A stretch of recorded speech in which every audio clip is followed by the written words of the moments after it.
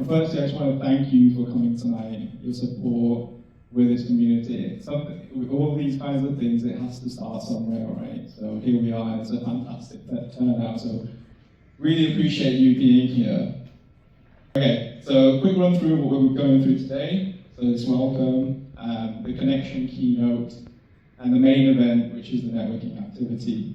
Firstly, be kind, be open, and enjoy. In terms of the building, the bathrooms are over there, so if you need to take a break, please do so.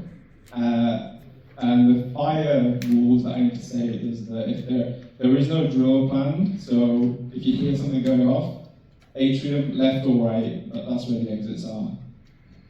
So let's get started.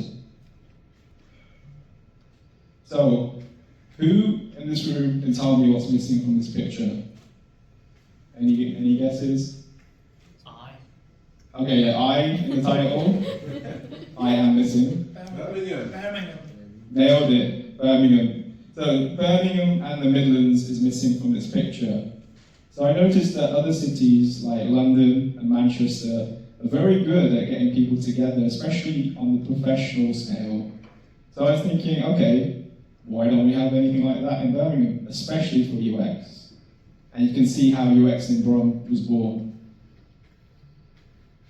So, UX in Brum's mission is connecting UX professionals and enthusiasts in the Midlands to foster a collaborative environment for learning, networking, and professional growth.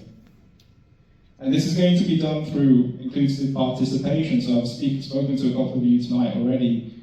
Whether you're a seasoned professional UXer or just starting off in your career, or even still a student as well, this is for everyone. This community is for everybody at different stages. Secondly, building out a collaborative ecosystem. So there's plenty of us in this area with the right skill set, with the right creativity to build out this ecosystem. And what that could lead to is empowering professional growth. So by learning from each other, we can bolster our own capabilities, and given the ups and downs of the current market as well, we could potentially help each other when it comes to looking for work. So a little bit about me and my journey. So it was way back when I had to choose my studies. So it was a fork in the road where I had to choose the technology route or the creativity route. And with the advice of my parents, I then went down the technology route and eventually studied computer science at Loughborough University. And that kind of revealed to me that I am rubbish at coding. I do not like coding. So in the next following year, I chose to do my master's in international business across the road at Aston, which led to the year in New York, the truth I told earlier. So I worked as a data analyst at City Private Bank, and at the tail end of that wonderful year, I applied to one graduate scheme, and that was IBM, pretty much risking it all, I guess. But luckily, made it through. And in that first 5 weeks, we went through some intensive training, but in week 1, that's when I was exposed to UX design, and ultimately that became the goal. So I hadn't heard of it until then, but that perfect combination of creativity and technology is what attracted me. But as it turns out, my career at IBM did not result as me becoming a UX designer. The closest thing that I came to was an information architect. But I was working very closely with UX teams to see how they work. So in my own time, I learned the foundations, I learned the frameworks, I learned the software to compel my managers effectively. But unfortunately at that time, it was a requirement that you had a design degree.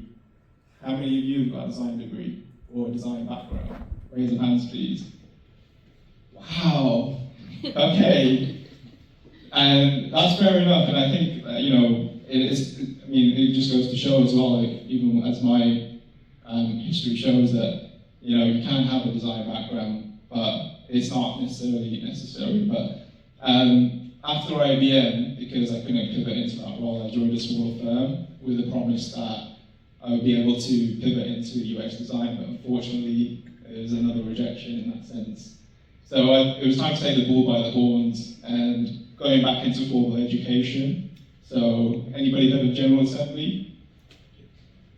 Yeah, so it's they do education, and this was like a immersive course in London. Took 3 months out, and then as a result, I saw it as a way of bolstering my CV, filling in those gaps. So everything I'd learned to that point as a business analyst, as an information architect, and all the other background stuff. But it kind of opened that door there immediately, pretty much. So a company called Version 1 saw that value, and it was short-lived because the pandemic hit, and it was like, okay, last in, first out in terms of redundancies, but it's okay. I managed to land a role at Methods, which is a public sector company. They're a consultancy, so I worked in UDS and the prototype kit, and then eventually Accenture, for Bank of England.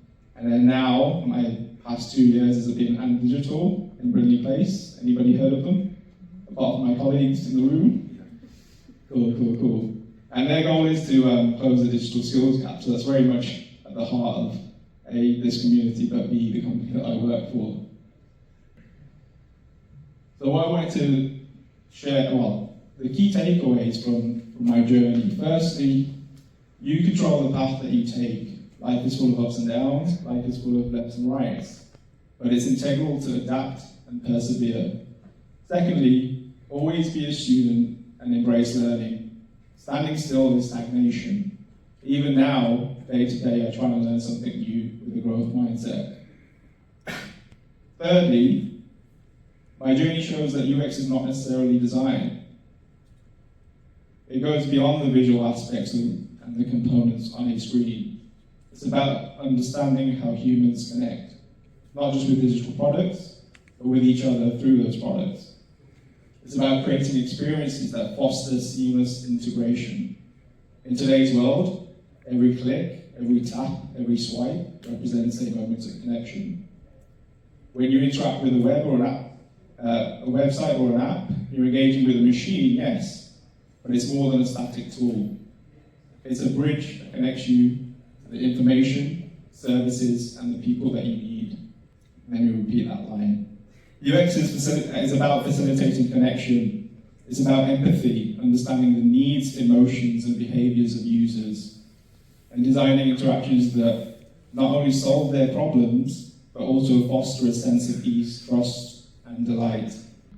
In my experience, this foundation of connection requires stepping into the shoes of another human being and thinking through their journey, asking, how can we make this experience be as intuitive, as impactful, and as accessible as possible?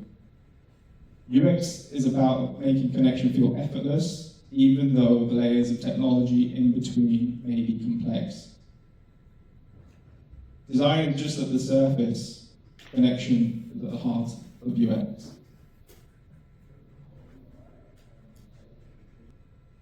No one is an island. We've all experienced this truth at some point in our lives. From my parents guiding me as I chose my subjects at school, to the friend that helped me prepare for the IBM job, to this very moment where you've joined me in this community tonight. Since the rise of social media and the changes brought on by the pandemic, our sense of connection has shifted. We've come to believe that growing our following or number of likes equates to connection, but it doesn't. Look around this room. These are real people.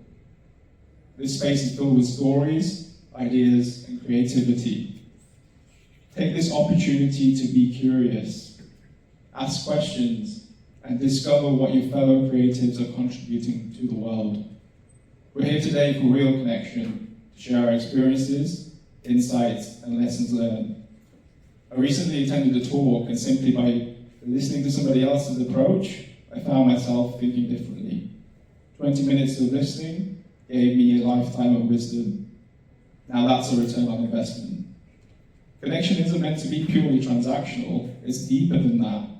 It's multifaceted, and when done right, can benefit the wider community. By sharing our experiences and perspectives, we can positively influence each other, elevating not just ourselves, but the entire ecosystem around us. Imagine Birmingham becoming a UX powerhouse, a destination for talent from all over the world. and being part of that community. So be inspired to connect and make a difference. And on that note, let's get connected. So we're going to go officially into the networking activity. So you've already been signed into groups. So these are some instructions on the screen. So you're already on your tables, but we're going to be going through, as groups, the left-hand questions, and then eventually regroup in about an hour's time. And we're going to get nominations from your tables to come and speak and come through telling us the most interesting fact in your group, the top 3 requests from this community, and then the top 3 struggles that you're facing within your career right now. Thank you.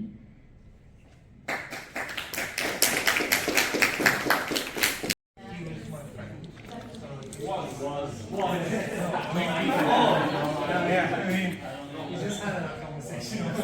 She decided.